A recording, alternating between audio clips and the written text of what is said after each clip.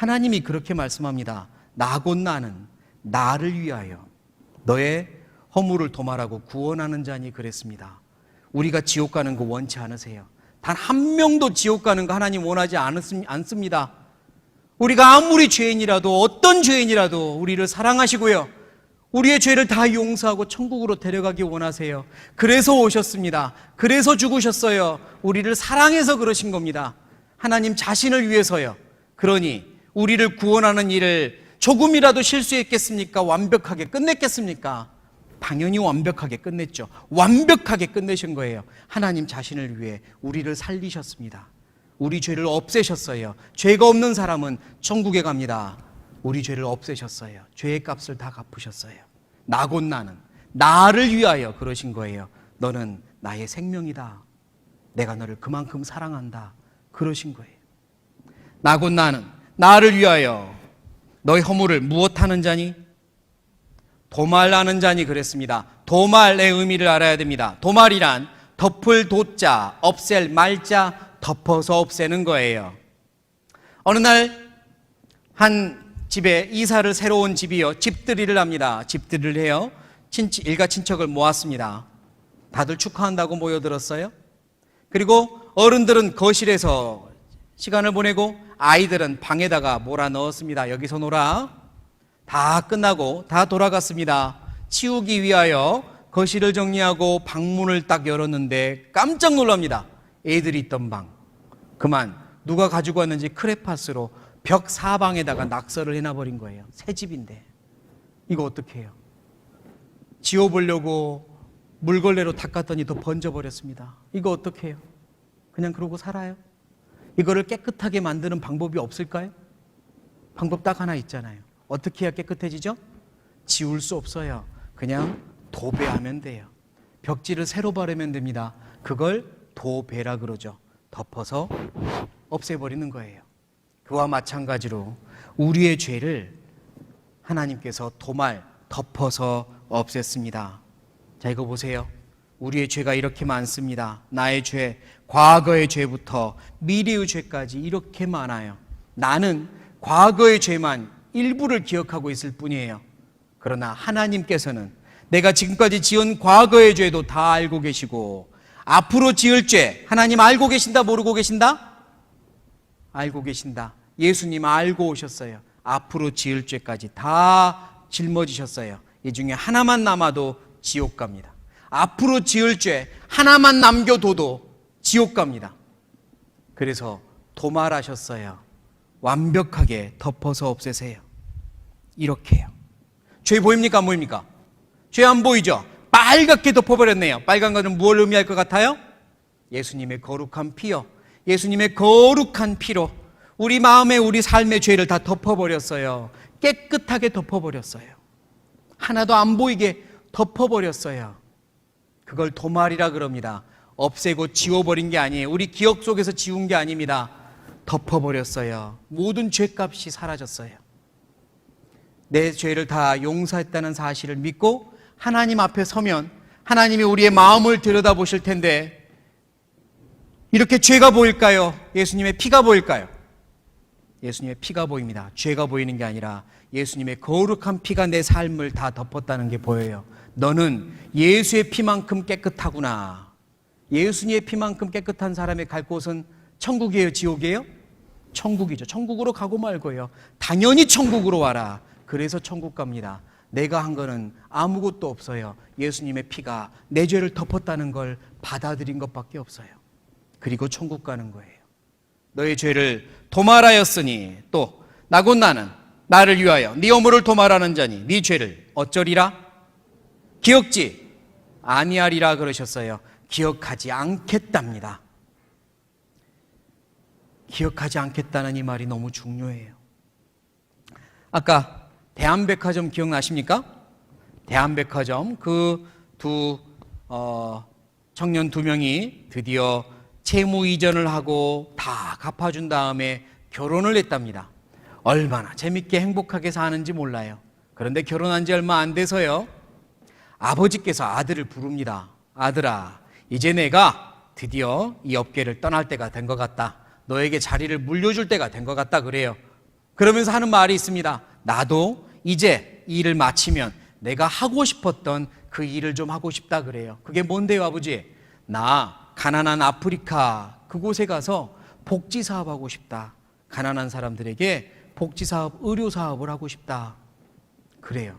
아, 그러세요. 그래서 네가 1년만 아프리카 저 우간다라고 하는 먼 땅에 가서 나를 위해 준비 좀 해다오. 다 끝나면 너는 이 회사를 물려받고 나는 그리 갈련다 이러는 겁니다. 많은 돈이 들어갈 텐데 내가 누구를 믿겠니? 너밖에 없다. 아들이 좋습니다, 아버지. 제가 가서 아버지를 위해 모든 것 준비할게요. 그리고 집에 와서 아내에게도 이야기합니다. 우리 1년만 아프리카 갔다 오자고. 아내도 좋다고 그랬어요. 그래서 비행기 표부터 시작해서 이것저것 준비하고 떠날 날이 얼마 남지 않았는데요. 둘이 밥 먹다가 갑자기 아내가 그럽니다. 뭐라고 얘기해? 체한 거라고요? 임신했어요. 가보니까 임신한 겁니다. 아프리카 그 우간다 땅에는 의료 산업도 의료 이 시설도 너무 안 좋고 정말 아이를 낳기에 너무 환경이 좋지 않아요. 어떡하지? 산모와 아이를 위하여 아내는 한국에 남기로 결정하고 남편만 떠납니다. 가면 연락할게. 우리 계속 연락 주고받자. 이러면서 떠났어요. 눈물을 흘리며 떠났는데요. 막상 그 땅에 가보니까 생각보다 더 안 좋습니다. 환경이. 인터넷도 안 돼, 전화도 안 돼, 아무것도 안 돼요. 아내랑 연락하고 싶은데 할 수 있는 건 편지밖에 없습니다. 그래서 서로 연애 편지를 쓰고 받고 주고받고 하면서 시간이 흐릅니다. 이제 아내가 배가 이렇게 불러왔습니다. 출산이 얼마 남지 않았어요. 어쩔 때는 걷기도 힘들어요. 그런데 오늘 그 아내가 꼭 마트에 가서 꼭 사와야 되는 게 있거든요. 걸어가기가 힘들어서요.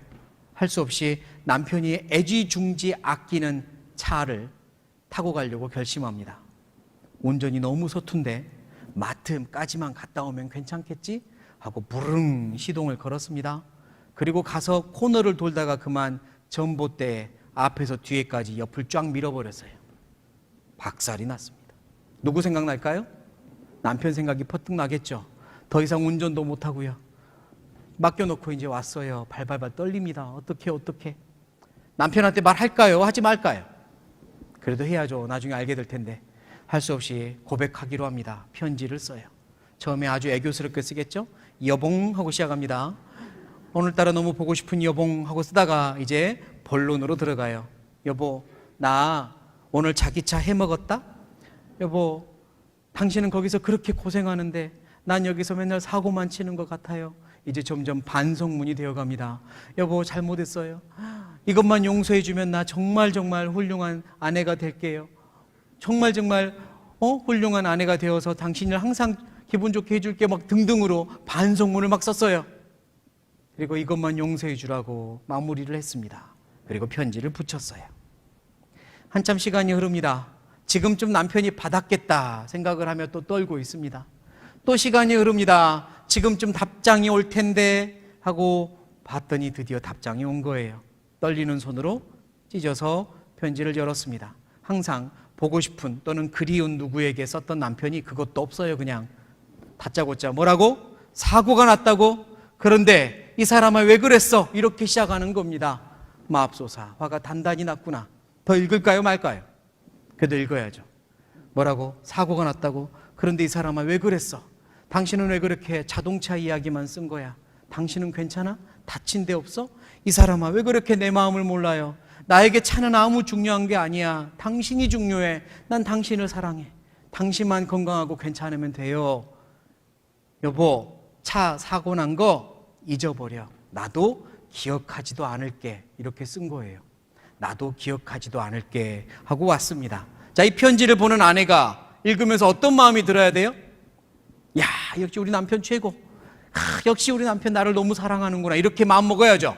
그런데 보다가 갑자기 피식 하고 웃습니다. 그리고는 와서 차 보면 마음 달라질걸? 이러고 있어요. 지금 이 아내는 자기 죄가 더 큰 줄 알아요? 남편 사랑이 더 큰 줄 알아요? 자기 죄가 더 큰 줄 알아요. 와서 차 보면 마음 달라질걸? 이 말은 차 보면 용서 못할걸? 이 말이잖아요. 남편은 분명히 기억지 않을게라고 썼는데 못 믿고 있는 거예요. 자기 죄가 더 큰 줄 알아요. 하나님께서 우리에게 이렇게 연애 편지를 보냈습니다. 이사야 43장 25절을 보세요. 나 곧 나는 나를 위하여 네 허물을 도말하는 자니 네 죄를 어쩌리라. 기억지 아니하리라 그랬잖아요. 기억지 않겠대요. 너의 모든 죄를 기억지 않겠대요. 왜요? 내 죄보다 하나님 사랑이 훨씬 크니까요. 내가 어떤 죄를 지어도 하나님 사랑이 훨씬 크니까요. 다 덮었으니까요. 여기 계신 분들 중에 나는 하나님의 사랑보다 더 큰 죄를 지을 자신이 있을까요? 나는 더 큰 죄 지을 수 있는데 누가 그래요? 누가 하나님 사랑보다 더 큰 죄를 지어요?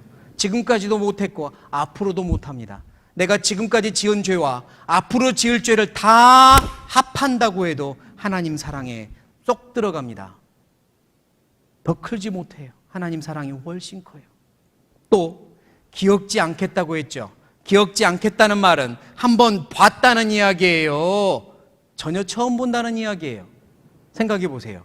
기억하지 않겠다는 말은 한번 보고 나서 기억하지 않겠다고 말하나요? 보지도 않았는데 기억하지 않겠다고 말하나요? 보고 나서 기억하지 않겠다고 말해요. 하나님이 우리 죄를 한번 보셨습니다. 다 보셨습니다. 십자가 위에서 다 보셨습니다. 내가 지금까지 지은 죄를 이미 2000년 전 십자가에서 다 보셨습니다. 하나하나 보시며 하나하나 피로 덮으시고 갚으셨어요. 앞으로 지을 죄는요, 다 보셨습니다. 다 보셨어요. 그리고 나서 용서하셨고요, 기억하지 않겠다고 약속한 거예요. 우리는 일주일 뒤에 큰 죄를 지으면 화들짝 놀라면서 이런 죄를 짓다니, 처음 보는 죄니까 나는 놀라겠지만 하나님은요, 내가 그 죄 이미 봤다, 그것 때문에 내가 죽었다 이러시는 겁니다. 그 죄 내가 이미 용서했다 그러시는 거예요. 1년 후에 10년 후에도 어떤 죄를 짓더라도 하나님 말씀하십니다. 그 죄 내가 이미 봤다, 그 죄 때문에 죽었다, 염려 마라, 나는 기억하지도 않는단다 이러세요. 맞아요. 하나님 사랑이 훨씬 커요. 앞으로 살면서 어떤 죄를 지어도 이미 보셨고 이미 갚았고 이미 용서했고 기억하지 않으십니다. 그걸 믿는 거예요. 감사합니다. 나를 그만큼 사랑해줘서 감사합니다. 히브리서에서는 이와 똑같은 말씀을 이렇게 말씀합니다. 또 저희 죄와 저희 불법을, 여기 저희 안에 누가 포함돼야 돼요? 내가요. 나의 죄와 나의 불법을 내가 다시, 하나님이 다시 어쩌리라? 기억지 아니하리라 하셨으니 이것을 사하셨은즉, 용서하셨은즉 다시 죄를 위하여 제사 드릴 것이 없느니라 그랬어요. 옛날에는 죄를 지을 때마다 속죄 제물, 대속물을 가지고 와서 죽이고 죄를 지을 때마다 용서받아야 됐어요. 그러나 이제는 이런 짐승의 피가 아니라 예수님 자기 피로 우리 죄를 덮었기 때문에요, 다시는 죄를 지을 때마다 또 용서받고 또 용서받고 할 필요가 없단 말입니다. 한 번에 다 용서하셨어요. 그리고 기억지 않는데요. 이 말씀을 자기 이름 넣어서 한 번만 또 읽겠습니다. 자기 이름 넣습니다. 시작. 또 최훈일의 죄와 최훈일의 불법을 내가 다시 기억지 아니하리라 하셨으니 이것을 사하셨은즉 다시 죄를 위하여 제사 드릴 것이 없느니라. 맞습니다. 내 죄를 다 용서하셨으니 죄를 위하여 제사 드릴 필요가 없습니다. 예수님께서 짊어지신 죄는 나의 과거부터 나의 미래까지 모든 죄를 다 짊어지셨잖아요. 여기가 현재 2020년 7월 31일, 여기 현재 내가 살고 있습니다. 내가 살고 있어요. 내가 지금까지 살면서 지은 과거의 죄가 있습니다. 예수님이 다 가져가셨죠. 그리고 앞으로 지을 죄도 있습니다. 미래의 죄예요. 다 가져가셨죠. 예수님께서 나의 모든 죄를 가져가셨고 용서하신 다음에 하신 말씀이 너의 죄는 내가 기억지 않겠다 그랬어요. 얼마나 죄를 기억지 않냐면 태어나서 죽을 때까지 모든 죄를 기억지 않겠다고 했잖아요. 근데 성경 말씀으로는 하나님이 이렇게 약속을 해주십니다. 이렇게 약속하십니다. 히브리서 9장 12절이에요. 염소와 송아지의 피로 아니하고 오직 누구 피로? 자기 피로 어떤 속죄를 이루사? 영원한 속죄를 이루사 단번에 성소에 들어가셨느니라 그랬어요. 영원한 속죄를 이뤘답니다. 속죄란 죄를 갚는 거예요. 예수님이 자기 피로요. 짐승의 피가 아니라 예수님 자기의 피로 영원한 속죄를 이뤘대요. 영원한 속죄 생각해 보셔야 됩니다. 예수님은 이때 오셨습니다. 지금부터 약 2000여 년 전에 왔죠. 저는 1987년 1월 24일 날 이 사실을 알고 죄사함을 받았습니다. 아, 내가 구원받았구나 한 날은 이날이에요. 1987년 1월 24일. 근데 그 전까지는요, 제가 다니던 그 도시에서 제일 큰 교회를 다니고 있었는데요, 그 전까지는 이렇게 배웠습니다. 지금까지 지은 죄, 원죄와 지금까지 지은 죄는 용서받았고 앞으로는 계속해서 회개하고 하면서 점점점 거룩해진다고 배웠어요. 그래서 항상 교회당 가면 울면서 통성기도 했죠. 그렇게 해야 거룩해지는 줄 알고. 하지만 잠깐 시원했고 다시 집에 와서 한 주를 살려면 또 죄를 지으며 답답해졌습니다. 그러면 교회 가서 또 회개하고 좀 시원하고 반복했어요. 왜냐? 지금까지 지은 죄만 용서받았다고 믿고 있었기 때문이죠. 그런데요, 생각해 보십시오. 만약에 지금까지 지은 죄만 용서했다면 저의 입장에서는 예수님은 1987년 1월 24일까지만 용서한 겁니다. 제 입장에서는. 지금까지 지은 죄만 용서했다면. 그리고 여기 계신 분들의 입장에서는 2020년 7월 31일까지 용서한 겁니다. 그러면 제 입장에서는 하나님께 불공평하다는 소리가 나오죠. 아니, 하나님, 지금 보니까 2020년 7월 31일까지도 용서 가능하신 분이었네요. 그럼 이왕이면 나도 그렇게 용서해 주지. 왜 나는 87년 1월 24일까지만 용서해 줘요? 내가 이럴 줄 알았으면 괜히 일찍 믿었죠. 나는 죽기 전에 믿겠네 그러면. 이러면서 막 이제 따지는 이야기 듣지 않겠어요? 하나님은 2020년 7월 31일까지도 용서할 수 있고요. 또 1년 후에 누군가가 이 말씀을 통해 구원받는다면 1년 후에까지 죄도 용서할 수 있죠. 지난 죄만 용서한다면. 근데 그게 아닌 거예요. 결국은 영원한 속죄입니다. 영원한 속죄란 예수님이 오시기 전에 있었던 사람부터 마지막 사람까지 모든 사람의 죄를 다 용서하신 거예요. 그게 영원한 속죄입니다. 당연히 내 죄는 다 포함되죠. 지금까지 지은 죄, 앞으로 지을 죄가 다 포함되는 겁니다. 오늘 내 죄를 다 용서했구나. 지금까지 지은 죄뿐만 아니라 앞으로 지을 죄도 영원한 속죄 안에 들어가는구나. 이제 나는 죄 없다. 내 죄 용서했다. 안다면 오늘이 구원받은 날, 거듭난 날입니다. 어떤 아버지와 아들이 있었대요. 이 아들이 항상 사고만 칩니다. 아버지가 늘 걱정이 많았어요. 아들 때문에. 어느 날 아버지가 혼자 집에 있는데 전화가 오는 거예요. 따르릉 와서 받았죠. 여보세요 했더니 거기 누구누구 집이죠? 아들 이야기를 합니다. 예, 맞는데요. 내가 아비요. 여기 경찰서인데요. 경찰서 이야기 듣자마자 아버지가 화부터 났어요. 그놈이 또 무슨 사고 쳤죠? 이랬습니다. 아버지 고정하시고 들어보세요. 글쎄 요즘 젊은 애들 그럴 수 있잖아요. 친구랑 시비가 붙었는데 한 대 때렸는데 친구 이빨이 3개가 부러졌습니다. 부모님하고 지금 와가지고요, 합의금 내지 않으면 신고하고 감옥에 보낸대요. 아버지, 아들의 미래를 위해서라도 합의금 좀 해주십시오. 그놈 내 아들 아니요! 하고 끊었어요. 얼마나 화가 나는지. 근데 끊어놓고 내 아들인데 어떡해요. 통장 뒤져보니 딱 합의금이 있습니다. 은행 가서 찾아가지고 경찰서로 갑니다. 근데 이제 전화했던 경찰은요, 그 아들 불러다가 이놈아, 너 어떻게 언제까지 그렇게 살 거야? 언제까지 이 경찰서 들락날락 할 거야? 이번엔 너희 아버지 화가 단단히 났어. 너 가서 아버지 잘 설득해서 합의금 갚아야 돼. 안 그러면 너 감옥 가. 내가 너 우리 경찰서 단골이니까 내가 너 보내줄게. 이러면서요, 보내줄 테니까 아버지 만나서 모시고 와. 이러고 보냈습니다.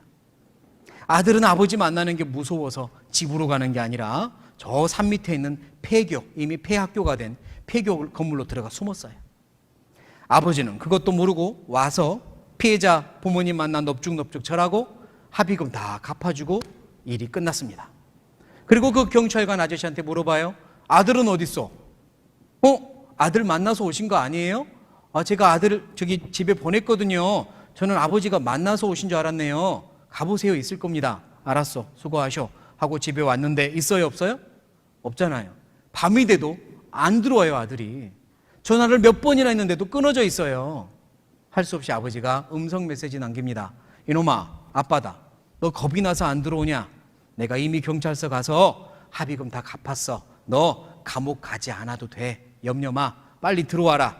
이제 한번 제대로 살아보자. 더 이상 그렇게 살지 말고 들어와. 하고 딱 끊었어요. 그런데 이 아들은 3일이나 그곳에 있으면서 전화도 안 켜놓고 있다가 그 짓꼴이 다 된 다음에 혹시나 친구한테 전화 왔나 싶어 핸드폰을 켭니다. 그리고 음성을 듣는데 누구 목소리 들려요? 아버지 목소리. 아빠다.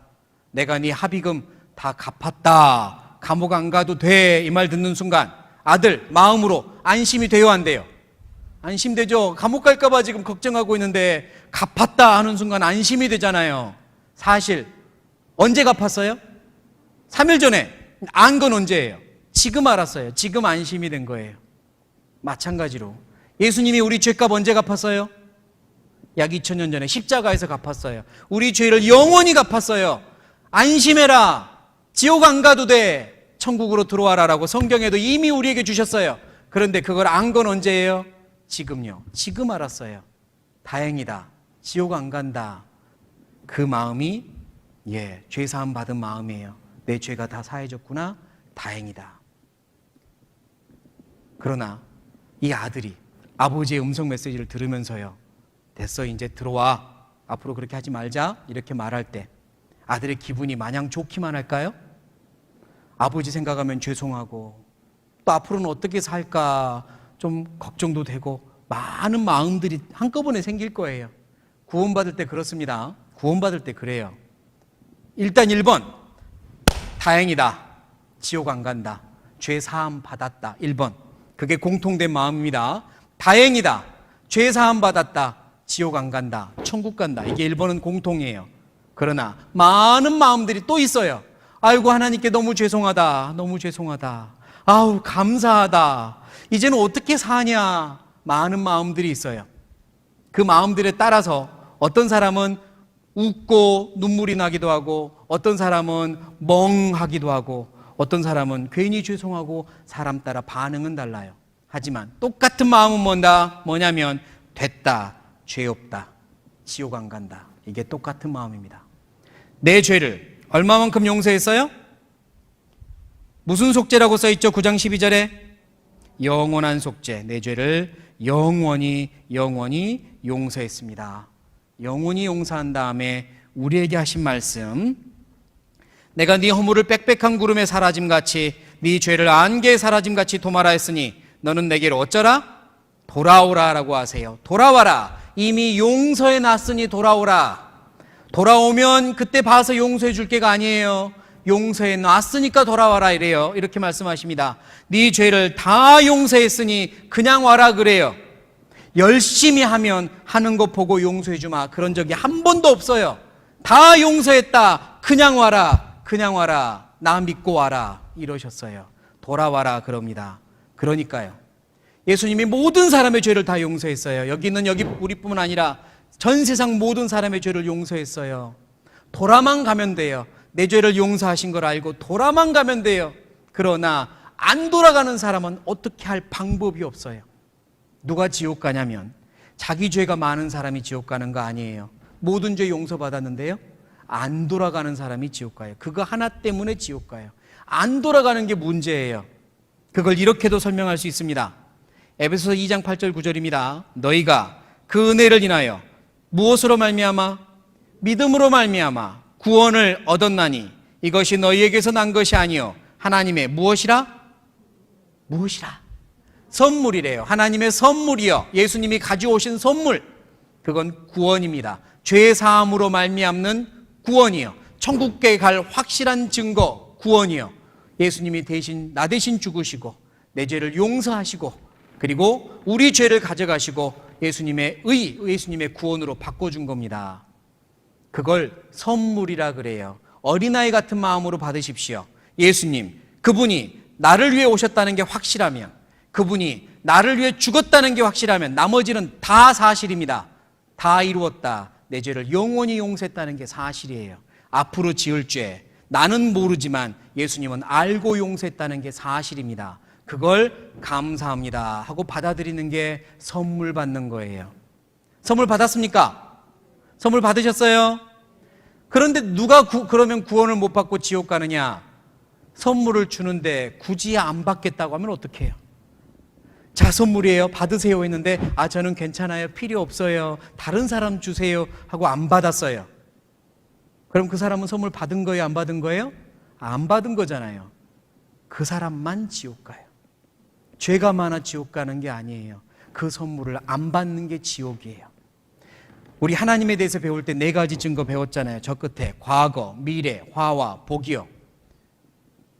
이스라엘 민족이 우리에게 증언했죠. 순종하면 복을 받고 불순종하면 화를 받고. 이 말씀을 받아들이는 게 순종입니다. 네 죄를 내가 다 이루었다, 갚았다, 영원히 용서했다, 영원히 속죄했다, 기억지 않겠다, 옛다 선물이다, 감사합니다. 받는 게 순종이에요. 그게 영원한 축복, 영생이에요. 그러나 그걸 안 받아들이고 내 죄가 더 크다고 생각하고 자기 생각만 가득한 게 불순종이에요. 그게 지옥 가는 벌입니다. 죄예요. 어린아이처럼 받아들이셔야 됩니다. 이런 질문을 하는 분이 있습니다. 이런 질문을 하는 분이 있어서 이 말씀을 드릴게요. 그런즉 우리가 무슨 말 하리요? 은혜를 더하게 하려고 죄에 거하겠느냐? 어쩌느니라? 그럴 수 없느니라. 죄에 대하여 죽은 우리가 어찌 그 가운데 더 살리요? 그랬습니다. 은혜를 더하게 하려고 죄에 거하겠느냐? 예수님이 모든 죄를 용서했으니까 어떤 죄를 지어도 천국 가겠네요. 그것도 다 알고 용서했으니까. 그러니까 이제 마음대로 죄 지어도 되는 거네요. 그러면 예수님의 은혜가 더 커지는 거네요. 이렇게 말하는 사람이 있어요.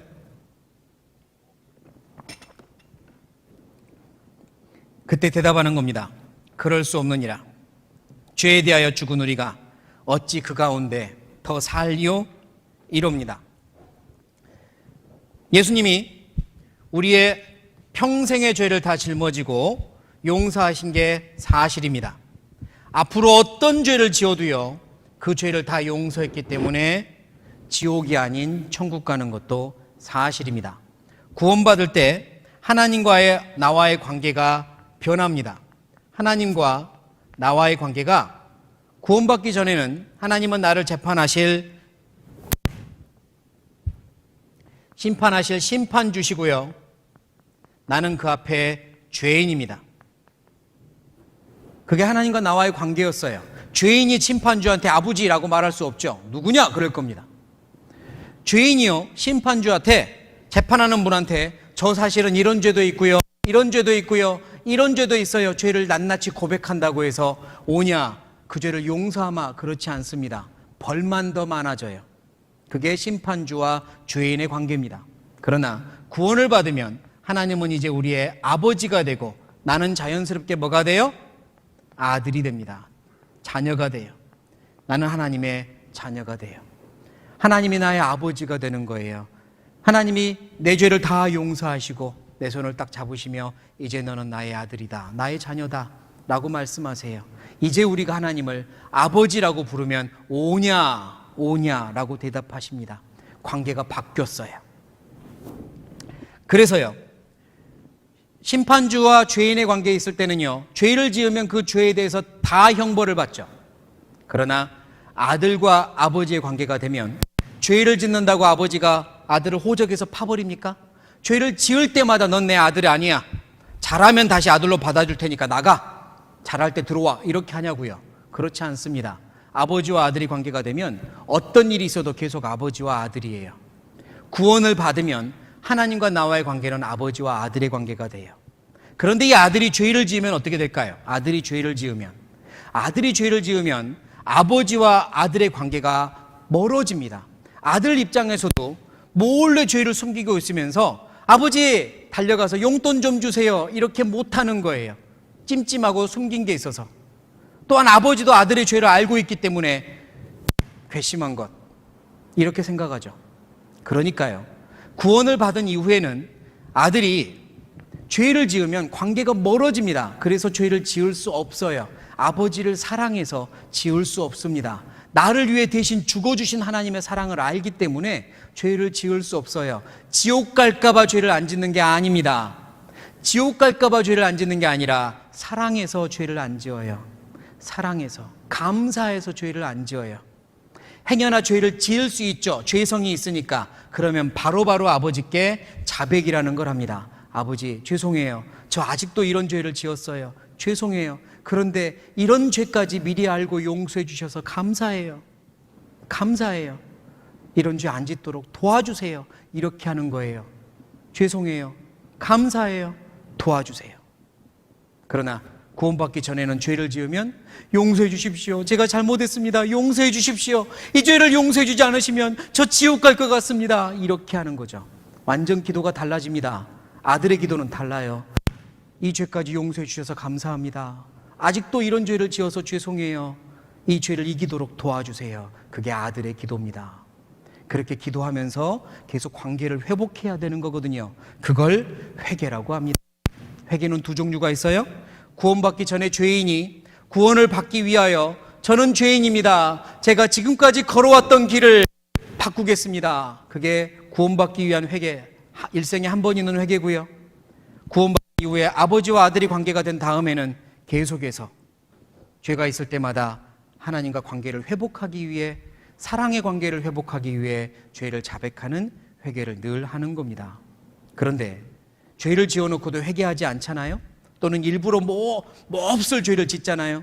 그러면 하나님이 아들 대우를 해주십니다. 무슨 대우요? 아들 대우, 자식 대우를 해주세요. 자식 대우를 어떻게 하는데요? 이렇게 해주십니다. 히브리서 12장 5절입니다. 제가 읽죠. 또 아들들에게 권하는 것 같이 너희에게 권면하신 말씀을 잊었도다. 아들들이라고 그랬죠. 일러스되 내 누구야? 내 아들아, 주의 징계하심을 경히 여기지 말며 그에게 꾸지람을 받을 때 낙심하지 말라. 아들 대우를 해줍니다. 두 글자로 징계라고 합니다. 너는 하나님의 아들, 천국에 갈 백성이 되었는데 그렇게 살아서 되겠느냐라고 하며 징계라는 거래요. 어떤 아버지가 퇴근했는데요, 저쪽에 보니까 아들하고 친구가 놀고 있어요. 귀여워 보여서 아이스크림이라도 사주려고 다가가는데 둘이 하는 행동이 이상해요. 뭐 하나 봤더니 과일 가게 앞에서 한 놈은 망보고 한 놈은 들고 튀는 거예요. 지금 뭐 하고 있어요? 도둑질하고 있잖아요. 아버지가 깜짝 놀라서 거기서 하고 쫓아갑니다. 둘이 딱 섰어요. 자, 누구 야단칠까요? 누구 야단칠까요? 아들 야단치죠. 너 어디서 이런 거 배웠어? 누가 이런 짓을 하라고 그랬어? 하면서 막 아들을 야단치죠. 아들 옆에 있는 친구가 아저씨 나도 같이 했는데요. 뭐라고 할까요? 너 집에 가. 집에 가 얼른. 아들 아니니까요.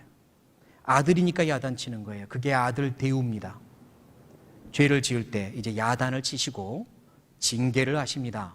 내 안에 하나님께서 구원받을 때 들어오시거든요. 그걸 성령님이 들어오셨다고 그래요. 앞으로 계속 배워나갈 겁니다. 이제 그 성령님께서 나와 함께 하시다가 내가 죄를 지을 때면 그 성령님께서 내 안에, 내 양심 속에 이렇게 노크하시면 안 된다고 말씀도 하시고요. 그리고 그래도 회개하지 않고 계속 죄를 지으면 징계라는 걸 주시는데요. 그 징계를 주실 때 성령님께서 알려주십니다. 무엇을 잘못했는지, 무엇 때문에 이런 일이 생기는지. 그럴 때 바로 생각하세요. 지금 하나님이 나를 사랑하시는구나. 징계하고 계시는구나. 이것뿐만이 아니라 사랑하고 계시구나. 사랑해서 징계 주십니다. 돌이키고 바로 회복하면 돼요. 이제 끝날 시간이 됐는데요. 오늘 제가 10분만 더 쓸게요. 10분만 더 쓸게요. 대신 내일 안 오셔도 됩니다. 10분만 더 쓸게요. 10분만 더 씁니다. 이제 딱 너무 중요한 이야기 한 가지만 더 드리겠습니다. 나를 위해서 죽으시고 나를 위해 부활하신 예수님이 나한테 한 가지 부탁을 하세요. 부탁을 하십니다. 어떤 부탁을 하냐면 이런 부탁을 하세요. 제가 읽겠습니다. 너희는 내가 일러준 말로 이미 깨끗하였으니, 이미 깨끗했다는 말은 죄가 완전히 깨끗해졌다는 이야기니까 구원받은 사람, 죄사함 받은 사람에게 하는 말씀입니다. 구원받지 않은 사람에게는 해당되지 않습니다. 이미 깨끗하였으니 너는 이제 구원받고 나의 아들이 되었으니, 그 다음 부탁을 한 가지 하세요. 첫 번째 부탁입니다. 우리가 하나님의 사랑으로 구원받았으니 이 첫 번째 부탁을 들어야 돼요. 어떤 부탁이냐? 6글자입니다. 같이 읽겠습니다. 내 안에 거하라 그러세요. 내 안에 거하라. 그러면 나도 너희 안에 거하리라. 너희가 내 안에 거해야 하는 이유는 뭐냐?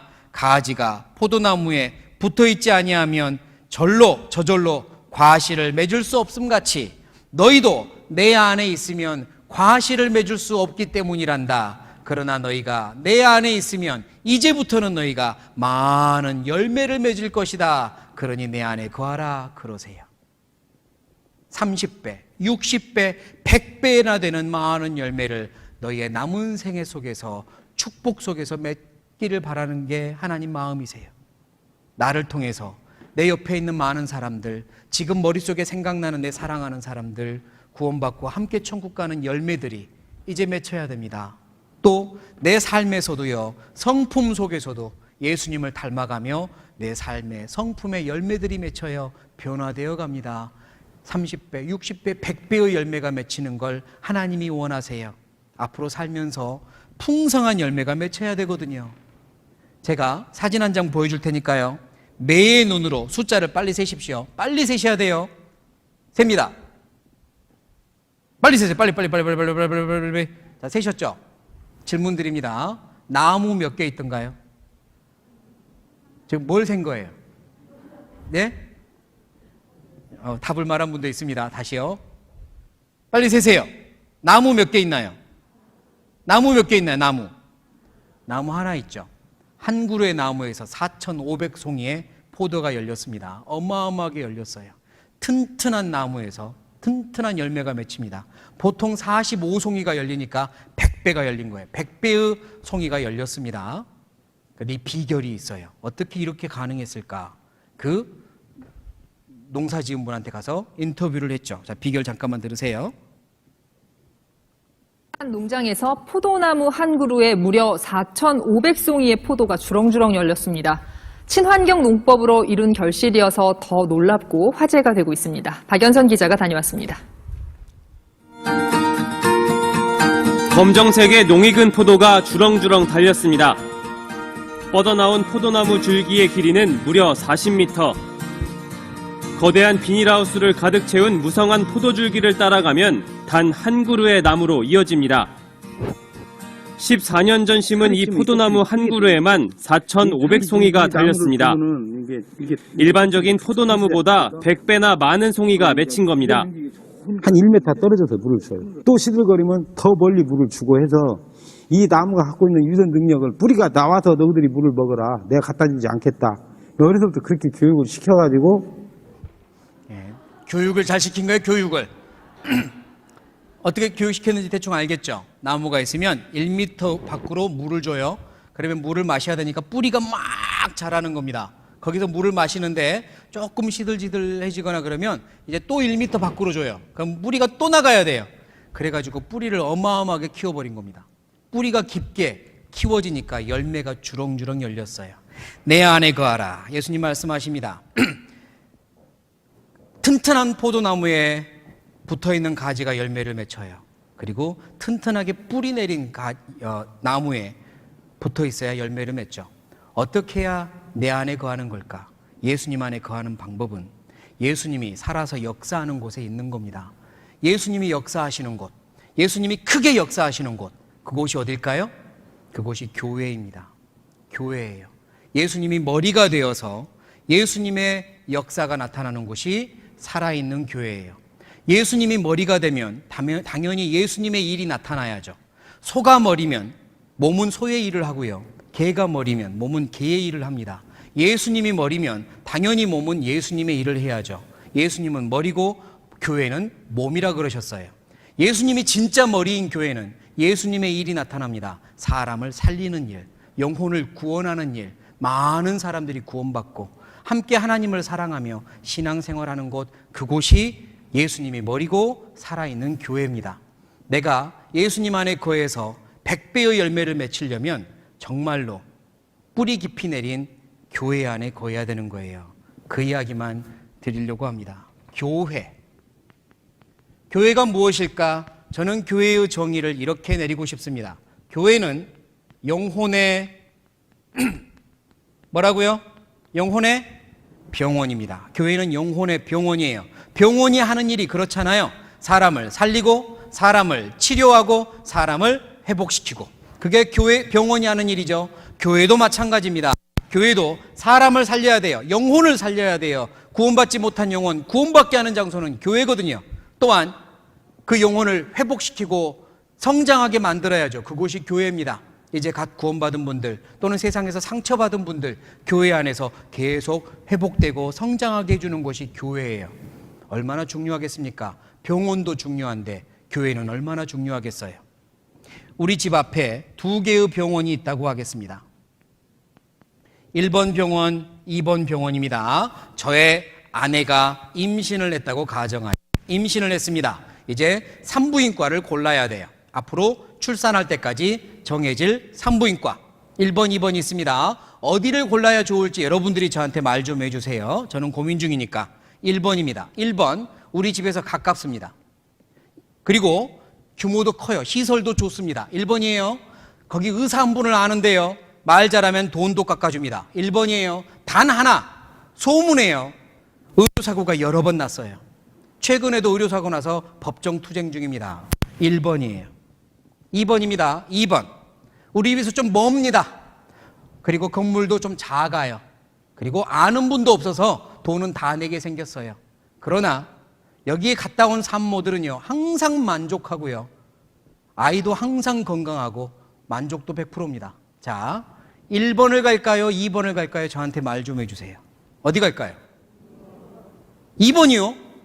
말을 잘못 들으셨나? 1번 우리 집에서 가깝고 시설도 좋고 값도 싸다니까요. 단 하나 의료사고 몇 번 난 것 같고 그러세요. 어디 갈까요? 그래도 2번이죠. 왜요? 생명과 관련된 일이니까요. 내가 2번 간다고 해서 나를 비난할 사람이 있을까요? 있다고 해도 무시해야죠. 내가 선택한 건데, 가장 좋은 선택한 건데 누가 뭐라고 해요? 그러면 교회는요, 더 신중하게 선택해야죠. 더 신중하게 해요. 생명이 관련됐으니까. 내가 사랑하는 내 가족들 어디 가서 구원받게 할 거예요? 어디 가면 내 가족들이 구원받을 것 같습니까? 또 나의 신앙은 어디에서 성장해야 되겠습니까? 100배의 열매는 어디서 맺힐 것 같습니까? 내가 아는 곳, 가까운 곳, 큰 건물 있는 곳, 그곳에 가면 내 가족들을 전도할 수 있습니까? 내 가족들에게 구원의 비밀을 알려줄 수 있나요? 그렇다면 가시고요. 그렇지 않다면 생명이 있는 곳, 복음이 전해지는 곳에서 뿌리를 내리세요. 그게 내가 열매 맺는 비결입니다. 하나님을 사랑하는 비결입니다. 하나님을 사랑한다고 하면서 내 뜻대로 고집하면 안 돼요. 하나님 뜻대로 해야죠. 어떤 의사가 있는데요, 의사가 있는데 내가 그 병원에 1년마다 가서 건강검진을 받습니다. 그런데 그 의사가 하는 말이 이번에도 건강해요, 염려 없습니다라고 검진 결과를 말해줬어요. 고맙습니다 했거든요. 어느 날 친구 따라 다른 병원에 갔는데 이 친구가 원장님하고 친하다고 건강검진 공짜로 받자고 그래요. 뭐 공짜인데 뭐 하고 받았습니다. 그런데 그 병원에서 나보고 암이래요. 뭐 거짓말하지 마세요. 얼마 전에 내가 병원 가서 암 아니라고 이미 받았는데요. 아니래요. 암이래요. 이상해서 다시 다른 병원 가서 받았더니 또 암이에요. 자, 매년 나에게 건강검진 해줬던 그 의사 어떻게 해버릴까요? 암 걸린 지 3년 됐대요. 그럼 어떻게 해버릴까요? 그럴 수 없는 거예요. 그럴 수 없는 겁니다. 의사는 그러면 안 되는 겁니다. 환자가 찾아오면 어디가 병이 있는지, 어떻게 고쳐줄지를 생각해야지, 이 환자가 치료비는 낼 수 있는지, 이 환자가 부유한 환경인지 그것부터 보면 의사는 자격이 없는 겁니다. 교회의 목회자는 영혼의 의사예요. 환자가 찾아오면, 하나님을 모르는 분이 찾아오면 당연히 먼저 구원받게 해줘야 돼요. 하나님을 찾는 영혼이 찾아오면 당연히 구원받게 해줘야 돼요. 그게 먼저입니다. 그런데 1년 지나고 2년 지나고 3년 지나고 4년 지났는데도 구원은 한 번도 가르쳐주지 못하면서 집사 주고 권사 주고 장로 줬으면 그게 의사로서 할 일일까요? 영혼의 의사라는 목회자의 직분으로서 그건 말도 안 되는 일입니다. 그럴 수 없는 겁니다. 그건 있을 수 없는 일이에요.